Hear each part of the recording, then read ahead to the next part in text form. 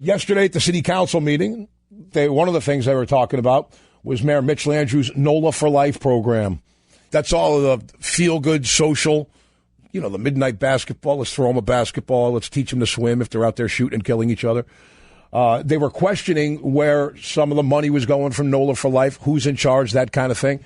Here's the NOLA for Life. Here's a lot of the programs that Mitch. We also launched Ceasefire New Orleans, Operation Full Circle, Save Our Sons, Project Safe Neighborhoods. It's called NOLA for Life, the mayor's strategic command to reduce murders. Then we doubled the funding for recreation. We committed over $100 million to new parks and playgrounds, opened and renovated 10 parks, 12 pools, from 4 to 34 kiddie camps, over 52,000 hours of swim lessons to the people of the city of New Orleans. Midnight basketball.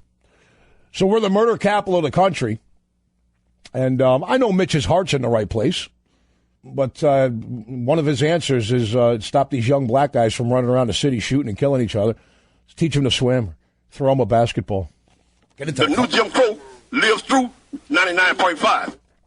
Sounds like it lives through the city hall at the office over there. Got young black guys who are out of control. Here, play ball, swim. Well, get into a classroom. What that? So anyways, the best part of every city council meeting is the end, when everybody there has 2 minutes to get in front of the microphone and make their points. And if you've listened to the show, going back to pretty much day one, we've always played a lot of the audio from the city council meetings. Heck, that's how I met Sandra 18-Wheeler Hester, and we've become friends. I don't know what your problem is, Miss Medora, but I'm not one of your children either. Excuse me, I'm probably old enough to be your mother. Now I'm in the chair again. Excuse me, I'm not going to tolerate these type of discussions. Oh, Daddy, go put me over his knee and spank me, huh? Miss Hester, we're not going to. 54 pounds if you think you man enough to put. And so those are good memories. Can you pass me the tissue? I'm starting to well up. My point is with these city council meetings, no matter what's on the docket, they could be talking about garbage. They could be talking about anything. Doesn't matter what month, what year. It's the same thing.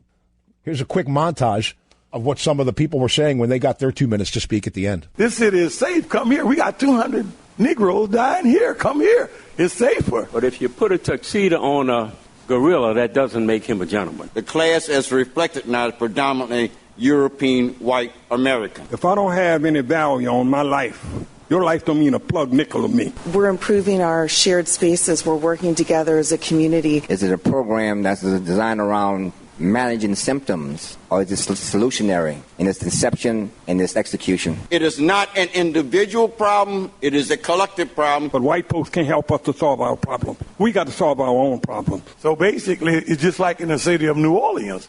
We have a murder rate where African-American men... None of them damn programs going to work until y'all get this dope out this community. Practice all kinds of corruption and racism. There should be more Spanish people in the class, and there should be more Asians. I start giving them Jolly Ranchers. There's a basketball court that I pass by every day for work, and every day there are probably 20 or 30 young men out there playing basketball. So I have started a program which is called Defeating the Odds. You can't pull no hook, wank, and bamboozle Reverend Brown. I'll do my best not to do that. Thank you.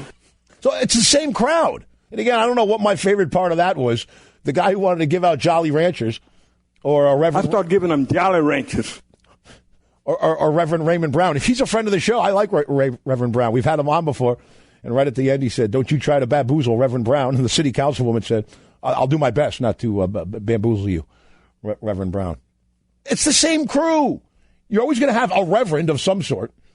You're always going to have a guy in a dashiki. You're going to have at least two black guys with Muslim-sounding names. And you're usually going to have one woman whose heart bleeds. And that's the one you heard who said she drives by the basketball court and there's always 20 or 30 guys playing ball. This is it's unbelievable. Something we did notice at the hearing is that NOLA for Life costs millions and gives much of that out in grants. So we had some people with nonprofits up there yesterday trying to get their hands on a grant. We should have tried to get a grant for Pencils for Poor People. That's the official nonprofit of the John Osterlind Show.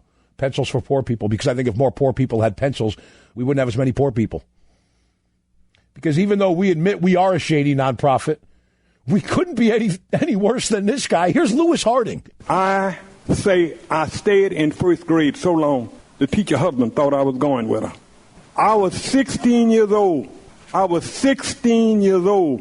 And still in fifth grade. Are you going to give a grant to that guy? Now, look, I respect Mr. Harding. He's 16 years old. He's in fifth grade. At least he didn't quit. At least he didn't give up. I respect him. Plus, he had to be the coolest kid in class. He was the only one that could drive. But are you going to give a grant to that guy? Here's a bag of money. Take it.